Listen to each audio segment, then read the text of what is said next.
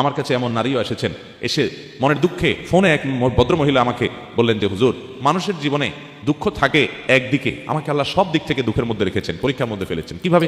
বলেন যে বাবার বাড়িতে কোনো ঠিকানা নাই যাওয়ার এবং সেখানে থাকার কোনো ব্যবস্থার সুযোগ আমার নাই। স্বামী আমার অমানুষ যত রকম হতে পারে, পরকীয়া শুধু করে না, আমার ঘরে অন্য মেয়েদেরকে নিয়ে তাদের সাথে হারাম সম্পর্ক করে।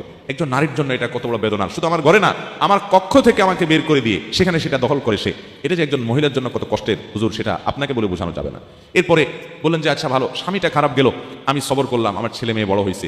দুঃখের বিষয় হলো সেগুলো অমানুষ, একটা আমাকে দেখতে পায় না, আমার গহনাগুলো নিয়ে চুরি করে বিক্রি করে ফেলে। ওরা দেশের বাইরে থাকে, ওদের টাকা পয়সার অভাব নাই, কিন্তু আমাকে মা হিসাবে তারা স্বীকৃতি পর্যন্ত দেয় না।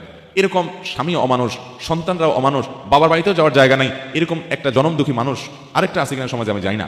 ভদ্রমহিলা মনের দুঃখ আমাকে কথাগুলো বলতেছিলেন।